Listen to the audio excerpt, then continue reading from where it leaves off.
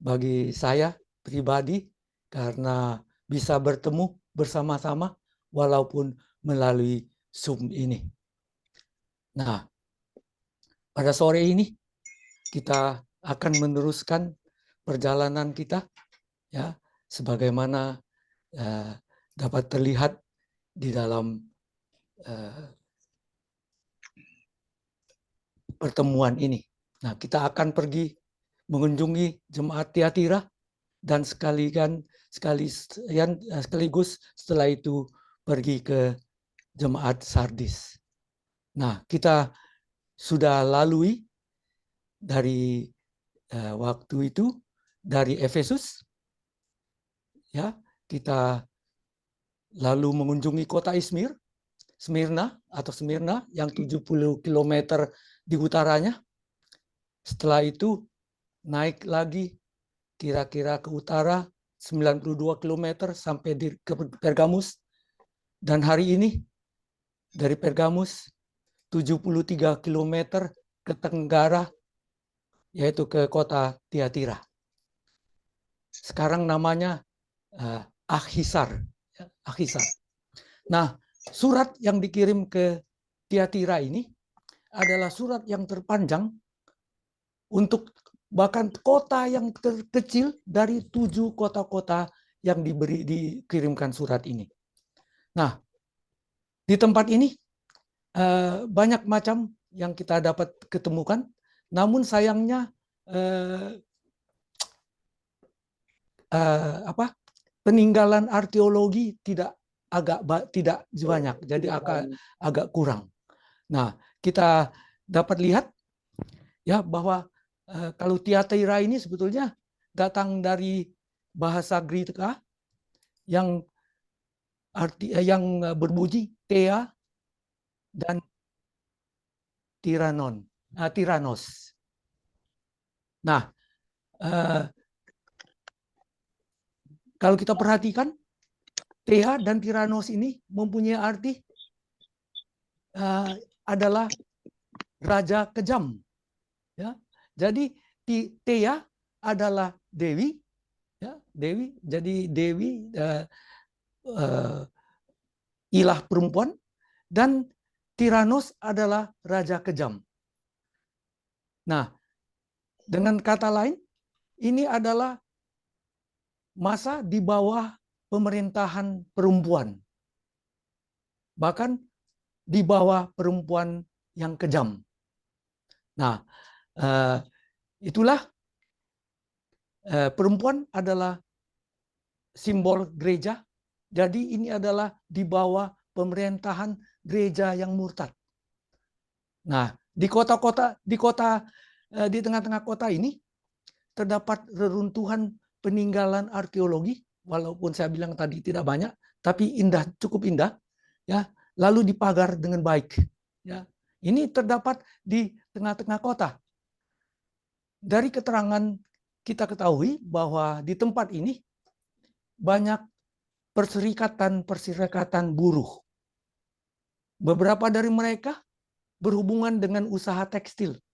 Nah, khususnya yang sukses dan kaya berhubungan dengan pencelupan warna kain.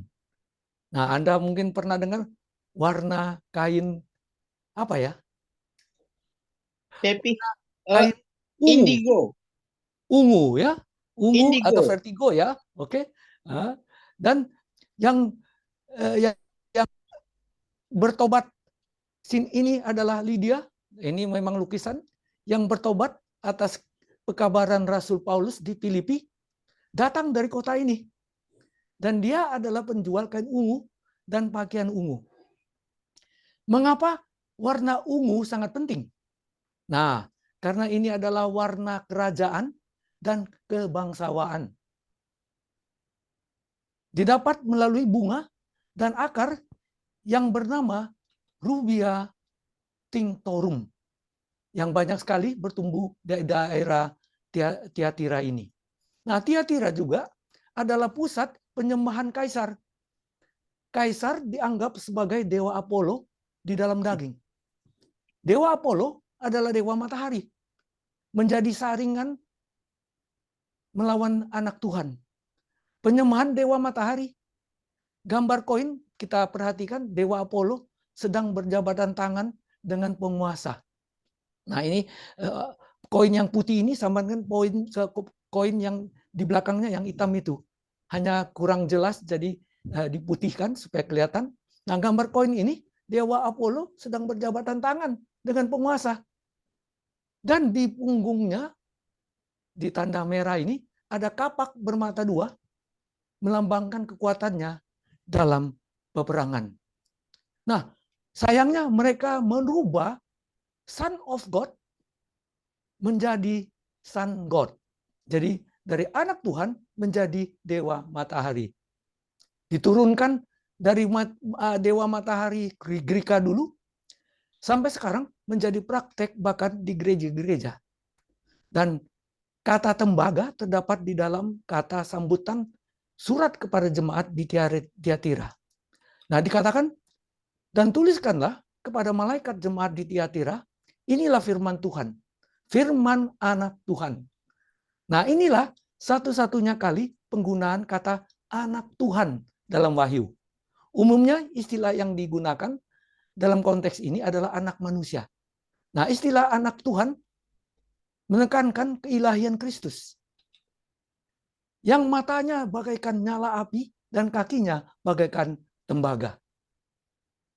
Tatapannya yang menembus segala sesuatu, mendeteksi kebaikan dan kejahatan yang dilakukan manusia. Kejahatan yang dia deteksi, dia akan menghakimi dan menghancurkan sama sekali. Pada periode ini, posisi dan hak istimewa Kristus dirampas oleh antikristus agung yang telah duduk di bait suci atau gereja Tuhan dan menunjukkan dirinya bahwa dia adalah Tuhan. Itu tertulis di dalam 2 Tesalonika 2 ayat 4. Melambangkan masa gereja yang menjadi populer di dalam kerajaan Romawi sampai masa reformasi. Masa ini mencakup abad pertengahan dan kegelapan. Jadi adalah abad kegelapan ketika kepausan mendominasi Eropa. Gereja sejati hanya mampu bertahan di padang belantara.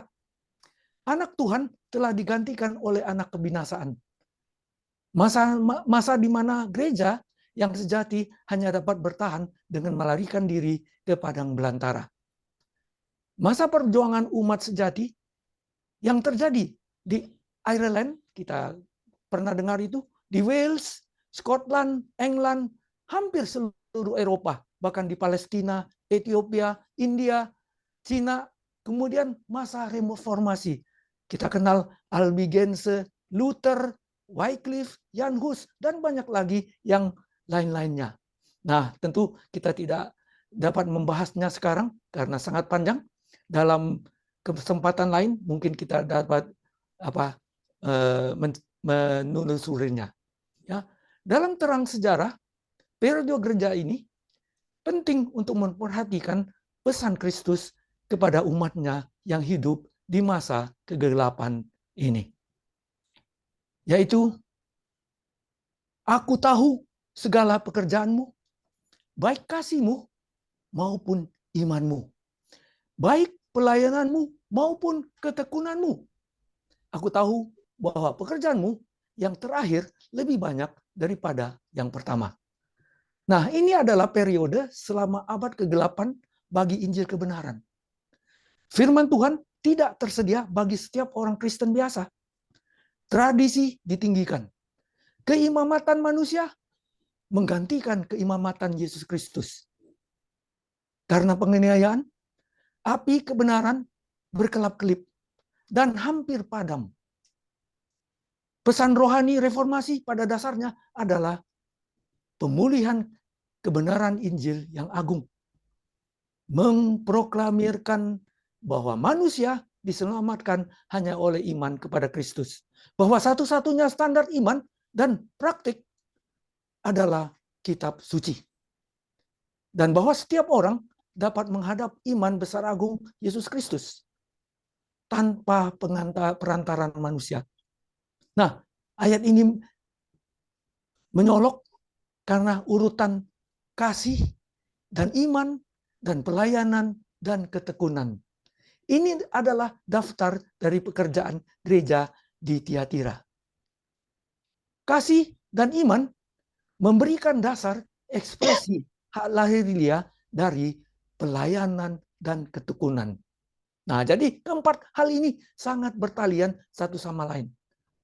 Pekerjaanmu yang terakhir, artinya apa yang kau lakukan terakhir lebih banyak dari apa yang kau telah lakukan pertama.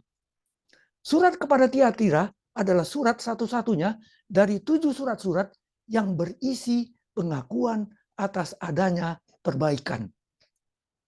Meskipun mengalami kesulitan di Tiatira, gereja di sana mengalami pertumbuhan rohani. Di samping kekafiran Tiatira, jemaat Tiatira mendapat penilaian baik dalam hal kasih, iman, pelayanan, maupun ketekunan. Namun, seperti jemaat-jemaat lainnya di daerah ini, jemaat ini pun harus menjalankan perubahan.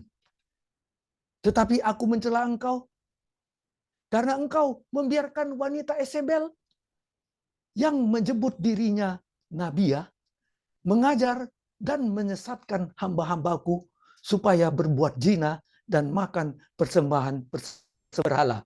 Nah, kita sudah pernah dengar nasihat ini atau amaran ini ya di gereja Pergamus oleh Bileam. Nah, sekarang Yezebel yang beradegan. Gereja bersalah bukan hanya karena banyak orang yang secara terbuka tunduk pada kemurtatan, tapi juga karena tidak ada upaya yang sungguh-sungguh dilakukan untuk menghentikan jalannya kejahatan. Di samping perserikatan tekstil, perserikatan pembuat roti, pandai besi, perunggu, pekerja wol, pembuat bejana, penenun linen, dan penyamak kulit aktif di kota ini. Nah, serikat seperti itu sering mengadakan jamuan makan yang mencakup makan makanan yang dipersembahkan kepada berhala dan partisipasi dalam tindakan seksual yang tidak bermoral. Nah, sangat sukar bagi penduduk Tiatira untuk dapat sukses berniaga kalau tidak terjun ke dalam hubungan masyarakat ini. Terlibat dalam kebiasaan-kebiasaan kekafiran.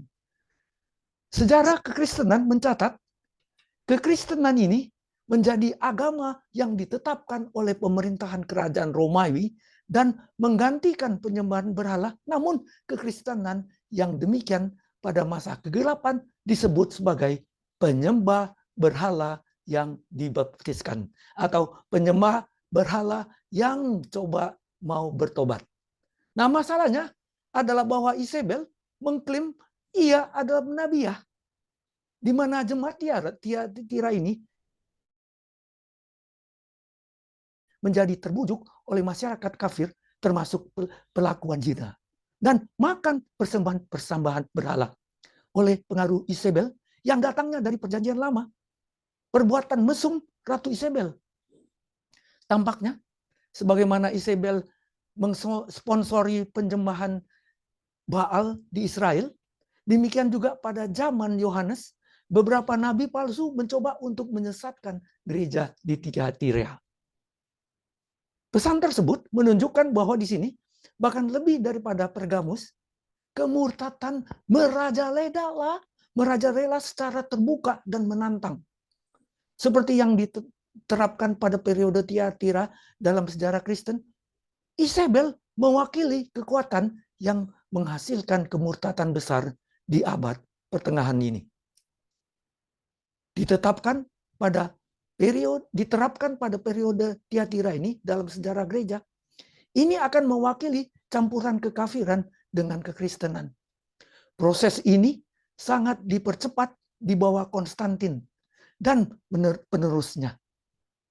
Kekristenan abad pertengahan menyerap sebagian besar bentuk dan praktik kekafiran. Sama seperti di Pergamus. Yezebel mengajak umat Tuhan untuk berpartisipasi dalam penyembahan berhala, untuk berpartisipasi dalam praktek para dewa kafir. Isabel, istri Raja Ahab, kita ketahui, anak dari Ed Baal, memelihara 450 nabi serta 400 nabi berhala Asyera. Jadi 450 nabi Baal dan 400 nabi berhala Asyera dia hidupkan atau dia ongkosi. Sehingga dari dua ini sebenarnya mereka adalah nabi-nabi yang disebut jantan dan betina. Menggunakan kedok agama, memimpin kepada hidup tak bermoral, serta penyembahan berhala. Jemaat di Tiatira, ada dua kelas Kristen yang sangat menyolok. Mereka yang melakukan perzinahan dengan Isabel, sehingga mereka bukan orang Kristen yang sungguh-sungguh, dan mereka yang setia kepada Kristus. Nama Isabel digunakan secara lambang berhubungan dengan istri kafir Ahab, seorang raja Israel yang memerintah pada abad ke-9 sebelum Masehi. Seorang permaisuri yang cerdik dan tangkas. Ia menganiaya dan membunuh nabi Tuhan yang benar, serta memperluas kekafiran dan penyembahan berhala di Israel. Dan aku telah memberikan dia waktu untuk bertobat. Tetapi ia tidak mau bertobat dari zinanya. Dikatakan di sini tidak mau bertobat. Artinya dia menolak untuk melakukannya. Di sini tidak ada kasus ketidaktahuan. Karena tidak mau bertobat berarti mereka tahu. Atau bahkan ketidaktahuan yang sengaja. Tetapi pemberontakan yang terus-menerus dan menantang. Kabar kepada Tiatira datang langsung dari Yesus Kristus dengan kata-kata selanjutnya, lihatlah, aku akan melemparkan dia ke atas ranjang orang sakit dan mereka yang berbuat zina dengan dia akan kulemparkan ke dalam kesukaran besar. Jika mereka tidak bertobat dari perbuatan-perbuatan perempuan itu. Lemparkan dia ke tempat tibur adalah cara hukuman yang dijatuhkan ya kepada orang yang terlebih nabi palsu. Karena sesuai dengan kejahatannya. Ungkapan ini tampaknya berasal dari bahasa Semit atau bahasa keturunan dari Sem dulu. Dan digunakan sehubungan dengan jatuh sakit. Secara harafiah, seorang lumpuh yang dibaringkan di atas tempat tidur. Ya, jadi orang sakit. Kecuali mereka bertobat, mereka akan dijatuhkan sakit. Pintu belas kasihan belum sepenuhnya tertutup. Tuhan tidak pernah menutup diri dari orang berdosa. Melainkan merekalah yang menutup diri daripadanya. Perbuatan mereka, bukti tekstual mendukung pembacaan perbuatannya. Dari sudut pandang Tuhan berbicara kepada gerejanya, dosa Isabel dan kekasihnya pada dasarnya adalah dosa jemaat. Bahkan kepemimpinan gereja. Dan anak-anaknya akan kumatikan dan semua jemaat akan mengetahui bahwa akulah yang menguji batin dan hati orang. Dan bahwa aku akan membalaskan kepada kamu orang menurut perbuatannya. Percabulan Isabel ini sudah menjadi kebiasaan dan berlangsung lama. Karena apa? Karena dia punya anak. Secara kiasan, ini mungkin harus dipahami dalam arti bahwa dia telah memenangkan pengikut yang setia. Nah, kita dapat membandingkan bagaimana perempuan atau gereja yang berbaju ungu dan merah itu mempunyai banyak anak. Nah, itulah akan kita lihat akhirnya banyak anak-anak dari perempuan berpakaian ungu merah ini. Penghakiman akan turun tidak hanya pada ibu, tetapi juga pada keturunannya. yang tercemar oleh karakter jahatnya. Inilah kabar sangat keras menekankan tanggung jawab kita secara pribadi maupun kita lakukan secara umum ataupun pribadi. Kita akan diadili sesuai dengan apa yang kita lakukan. Namun tidak semua umat jemaat Tiatira ini jatuh ke dalam tipu muslihat ini. Tetapi kepada kamu, yaitu orang-orang lain di Tiatira yang tidak mengikuti ajaran itu dan yang tidak menyelidiki apa yang mereka sebut seluk-beluk iblis. Nah, luar biasa ini istilah seluk-beluk iblis. Nah, seluk-beluk iblis atau setan di sini berasal dari hubungan pendapat gnostik. Mereka mengatakan bahwa agar dapat mengalahkan setan, kita harus memperdalam mengenai setan. Mereka menuntut sebagai satu-satunya yang memahami pengetahuan seluk-beluk. Mereka percaya bahwa tubuh terbuat dari materi sehingga adalah jahat. Oleh karena itu tidak ada konsekuensinya dalam pelanggaran hukum rohani. Surat kepada Tiatira ini diteruskan sebagai berikut. Kepada kamu aku berkata, aku tidak mau menanggungkan beban lain kepadamu. Tetapi apa yang ada padamu, peganglah itu sampai aku datang. Nah, dikatakan di sini, setia, pegang sampai aku datang. Kata Rasul Paulus dalam Titus 2:13, dengan menantikan penggenapan pengharapan kita yang penuh bahagia dan penyataan kemuliaan Tuhan yang maha besar dan juru selamat kita, Yesus Kristus. Ini adalah pengharapan yang diberkati. Pengharapan akan kedatangan Kristus yang segera adalah dorongan kepada orang-orang Kristen untuk tetap bertahan walaupun dalam penderitaan. Kedatangan Kristus tidak selalu berarti bahwa dia akan datang kembali pada masa hidup para anggota gereja. Secara hurufiah ataupun dalam sejarah gereja. Surat kepada Tiatira ini diteruskan sebagai berikut. Dan barang siapa menang dan melakukan pekerjaanku sampai kesudahannya, kepadanya aku akan karuniakan kuasa atas bangsa-bangsa. Nah, bukan saja menang. Ingat, kita sudah pelajari terus menang dan terus melakukan. Dan ia akan memerintah mereka dengan tongkat besi. Mereka akan diremukkan seperti tembikar tukang periuk, sama seperti yang kuterima dari Bapakku. Memerintah secara huruf dia adalah menggembalakan. Nah, kita ingat kalau orang menggembalakan peternakan adalah dengan tongkat. Jadi seolah-olah memerintah atau menggembalakan para dombanya. Dia, Mesias, anak Daud, akan mengusir orang-orang berdosa dari warisan. Dia akan menghancurkan kesombongan orang berdosa seperti bejana tembikar. Dengan sebatang besi, ia akan menghancurkan semua isinya. Karena orang-orang yang ditebus akan hidup dan memerintah bersama Kristus. Mereka di sini dilambangkan sebagai ikut serta dalam pekerjaan Kristus.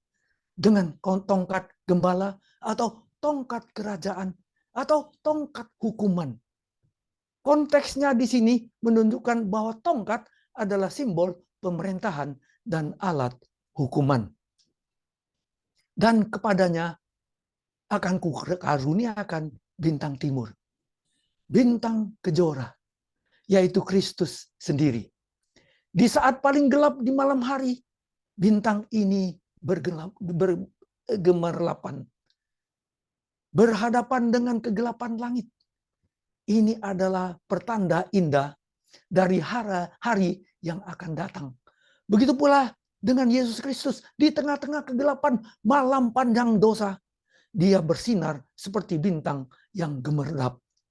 Menyatakan kepada manusia bahwa tidak lama kemudian malam dosa akan berakhir dan hari kebenaran dan kedamaian abadi akan ditegakkan. Itu memunculkan gambaran terang cemerlang dan khas yang akan menjadi seperti bintang pagi di atas kanvas hitam langit. Banyak yang bahkan telah mati syahid sehubungan dengan iman mereka kepada Tuhan. Dengan demikian mereka lebih berharga di matanya daripada umat Kristen sedunia yang menyandang nama Kristus, namun membuktikan diri sebagai pengacu dalam mempertahankan tujuannya. Siapa bertelinga, hendaklah ia mendengarkan apa yang dikatakan Roh kepada jemaat-jemaat. Pekabaran kepada Tiatira adalah sangat kuat, memperbaiki dan menguatkan. Suatu pekabaran yang kita semua patut mendengarnya. Dikatakan, kamu berkelakuan baik, mempunyai kasih, melakukan pelayanan yang baik. Engkau beriman, bahkan ketekunanmu melakukan pekerjaan yang terakhir lebih banyak daripada yang pertama. Namun, aku mencela kamu. Karena Isabel, penyembah berhala dan perjabulan. Oleh sebab itu, bangunlah, bertobatlah, terus menang, dan terus melakukan. Sehingga engkau mendapat karunia kuasa atas bangsa-bangsa dan karunia bintang timur. Dengan pikiran demikian pula dari Petrus yang mengatakan di dalam 2 Petrus 1 ayat 19, dengan demikian kami makin diteguhkan oleh firman yang disampaikan oleh para nabi. Alangkah baiknya kalau kamu memperhatikannya sama seperti memperhatikan pelita yang bercahaya di tempat yang gelap sampai fajar menyingsing dan bintang timur terbit bersinar dalam hatimu. Dari jemaat Tiatira ini, surat berikutnya ditujukan kepada jemaat Sardis. Sekarang namanya Salihli, atau ada juga yang menulis tentang Sard. 60 km di tenggara Tiatira. Sardis adalah kota kaya dan berniaga. Bahkan bekas ibu kota kerajaan Lydia dulu. 10 km di barat dari pusat kota Salihli ini ada sebuah runtuhan peninggalan gimnasium, gedung pusat olahraga, termasuk kolam renang dan lapangan yang luas. Nah, kita dapat melihat inilah gimnasium itu sangat indah, ya, namun tidak dipakai lagi. Nah, ada lapangan yang besar, ada peninggalan bekas tiang-tiang, dan kita lihat banyak di sini keindahan mosaik di dinding dan juga di lantai. Nah, di tiang-tiang yang dihias juga dengan sangat indah. Ada peninggalan juga sinagog yang menandakan bahwa kemegahan umat Yahudi ada pernah di sini. Adalah tempat Tiatira ini adalah tempat kediaman banyak keluarga orang Yahudi. Adalah tempat perkembangan jemaat permulaan dulu. Adalah kebiasaan Rasul Paulus untuk mencoba menjangkau sinagog lebih dahulu karena mereka mahir dalam firman Tuhan. Ini adalah sinagog besar abad ketiga. Peninggalan ruangan perbaktian yang berkapasitas menampung 1.000 pengunjung perbaktian. Ini adalah sisa meja marmor di mimbar jemaat. Di jalan masuk ada bejana besar. Nah, ini bejana. Saya kira ini bejana air. Nah, tapi mungkin harus kita selidiki akhirnya jadi bejana apa yang banyak ditiru oleh gereja-gereja sekarang. Nah, kita lihat di sini. Kira-kira 1 kilometer di selatannya, kita menemukan peninggalan sebuah kuil Artemis. Dan dewa Athena atau Apollo adalah dewa matahari. Dan di sudutnya ada bekas gereja. Nah, ini ada tanda bekas gereja. Nah, tanda salib 2 ini. Nah, Yohanes menulis surat berikut kepada jemaat Sardis ini. Dikatakan, dan tuliskanlah kepada malaikat jemaat di Sardis, inilah firman Dia yang memiliki 7 roh Tuhan dan 7 bintang itu. Aku tahu segala pekerjaanmu. Engkau dikatakan hidup, padahal engkau mati. Jemaat ini diduga hidup dan aktif, padahal di mata Tuhan adalah mati. Jadi pekabarannya sangat jelas. Para pengikut sejati Yesus patut mempunyai iman dinamik dan aktif. Lebih daripada hanya adil dan benar. Dan inilah pekabaran di sini sebagai jemaat harus belajar menjadi aktif dan dinamis. Bereputasi namun Farisi. Mereka yang di jemaat Sardis telah menerima Kristus dengan kesukaan dan kesungguh-sungguhan. Namun, sebagaimana orang Kristen di Efesus, mereka juga meninggalkan kasih pertama mereka. Reformasi Protestan pada abad ke-15 mengalami pengalaman yang serupa. Seperti orang-orang Protestan pertama menyadari kasih dan kuasa Kristus di dalam diri mereka. Martin Luther, John Calvin, dan banyak lagi yang lain-lainnya mengusahakan membawa gereja-gereja kembali kepada kesucian dan kuasa semula. Tetapi menyesal sekali, sebagaimana jemaat yang mula-mula, faham Protestan dalam keseluruhannya gagal bertahan di dalam hubungan yang erat dengan Kristus. Sebab itulah kita kenal istilah Protestan sudah mati. Bangunlah dan kuatkanlah apa yang ada masih tinggal, yang sudah hampir mati. Sebab tidak satu pun dari pekerjaanmu aku dapati sempurna di hadapan Tuhanku. Di dalam waktu yang singkat, pergerakan Protestan terlibat di dalam masalah pertentangan ajaran. Terbentuk bermacam-macam aliran, masing-masing dalam keputusan-keputusan atau daftar ajaran-ajaran bagi anggota untuk mengikutinya. Keharusan secara luar biasa mengakibatkan kematian kerohanian. Walaupun gereja-gereja tetap berdiri. Bagi mereka, karena itu ingatlah bagaimana engkau telah menerima dan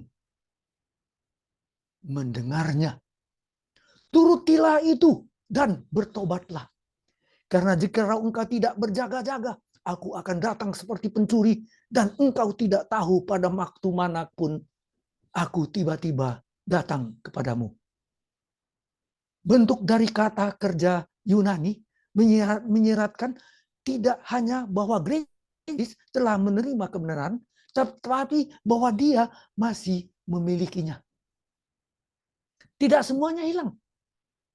Bahwa masih ada harapan selanjutnya. Berpegang teguh. Beberapa orang Kristen di Sardis tidak murtad dan bertobatlah. Acuannya adalah tidak hanya kedatangan Kristus yang kedua kali. Di sini peringatan tersebut dapat mencakup kunjungan ilahi yang lebih langsung yang mengambil kaki Dianmu seperti di Efesus. Dan kedatangan keduanya tidak terduga bagi mereka yang gagal untuk bertobat dan berjaga-jaga. Bagi mereka di Sardis, tetapi di Sardis ada beberapa orang yang tidak mencemarkan pakaiannya. Mereka akan berjalan dengan aku dalam pakaian putih. Karena mereka adalah layak untuk itu. Namun demikian, selalu masih ada umat Kristen yang setia. Baik di dalam jemaat Katolik Romawi ataupun di dalam jemaat Protestan yang tidak mencemarkan pakaiannya. Bertahan tetap di dalam kemurnian sifat. Berbeda dengan mereka yang telah jatuh secara moral. Begitu mencemarkan pakaian mereka. Mereka yang benar mengenakan pakaian putih atau bersih dan tidak bernoda. Sebagai simbol kesucian mereka. Hal ini ditunjukkan baik dengan ucapan berikutnya. Karena mereka layak. Janji kemenangan dalam Kristus dilambangkan dengan jubah putih. Hidup kekal serta kesaksiannya bagi mereka di hadap Allah Bapa dan malaikat-malaikat. Jadi ada dua kelompok umat percaya di jemaat ini. Yang satu mati. Dan yang lain tetap tidak mencemarkan pakaiannya. Arti Sardis adalah yang sisa. Mereka yang melarikan diri. Mereka yang keluar darinya.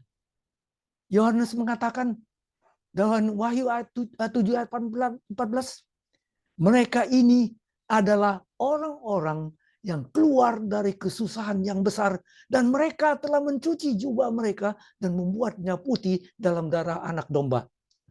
Kebenaran seperti itu bukanlah milik mereka sendiri, tetapi hasil dari membasuh putih jubah mereka di dalam darah anak domba. Mereka telah menerima kebenaran Kristus. Pakaian putih juga digambarkan, dikenakan oleh penghuni sorga. Dan dengan demikian bagi orang-orang kudus melambangkan tubuh rohani mereka. Walaupun darah merah, tapi baju mereka, jubah mereka menjadi putih bersih. Bagi mereka ada janji, barang siapa menang, yaitu yang terus menang. Ia akan dikenakan pakaian putih yang demikian. Aku tidak akan menghapus namanya dari kitab kehidupan. Tidak dihapuskan. Meyakinkan orang berdosa yang bertobat, bahkan dosa-dosanya telah diampuni. Dan memperingatkan orang yang tidak bertobat bahwa namanya akan dihapus dari kitab kehidupan. Identitasnya sebagai pribadi akan lenyap. Dia tidak akan lagi memiliki tempat di antara makhluk ciptaan. Melainkan aku akan mengaku namanya di hadapan Bapa dan di hadapan para malaikatnya. Akui namanya. Artinya akui dia sebagai pengikut yang setia dan berbakti. Kristus adalah gembala dan pengantara. Imam besar bagi semua orang yang mengklaim kebenarannya. Di hadapan para malaikatnya, tujuan yang lebih luas dan lebih dalam dari rencana penebusan adalah untuk membela karakter Tuhan di hadapan alam semesta. Ketika Kristus dalam perannya sebagai perantara dan imam besar menghadirkan umatnya dan telah ditebus, dan di hadapan takhta Tuhan, dia dengan demikian memberikan kesaksian yang meyakinkan kepada malaikat bahwa jalan-jalan Tuhan itu adil dan benar. Dan nama kita diakui di hadapan semesta alam.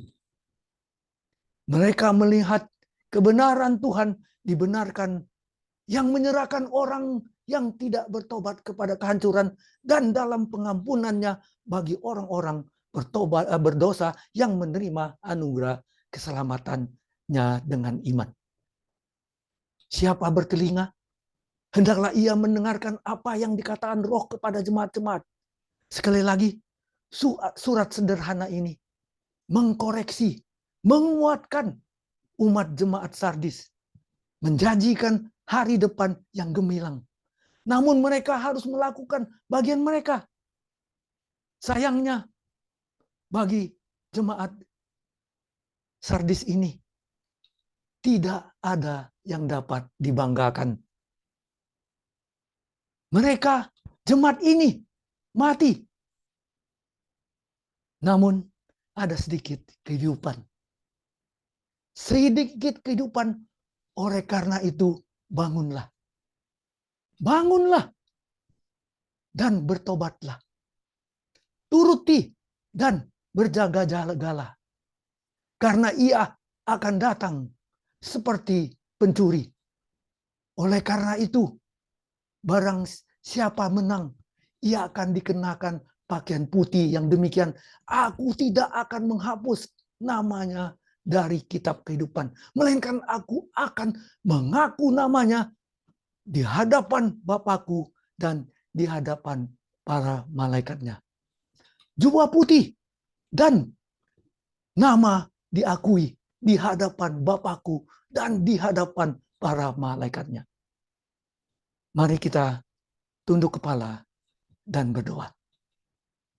Bapa kami yang ada di dalam kerajaan surga, ampunilah segala dosa kami, agar kami layak di hadapan-Mu. Bangunkanlah kami, agar kami dapat bertobat dengan sepenuh hati. Sehingga kami menuruti seluruh firman-Mu dan dapat berjaga-jaga akan kedatangan-Mu kembali setiap saat. Sehingga tidak terjebak dalam tidur nyenyak yang mematikan. Melainkan menerima bahkan jubah putih dan nama kami dapat diakui di hadapan hadirat-Mu. Kami bersyukur atas kehadiran-Mu bersama kami di dalam perbaktian ini. Sempurnakanlah doa kami ini. Dalam nama Yesus, Juru Selamat dan Penus kami. Amin. Semoga kasih karunia Tuhan Yesus menyertai kita sekalian selalu sampai Ia datang kembali. Amin. Amin.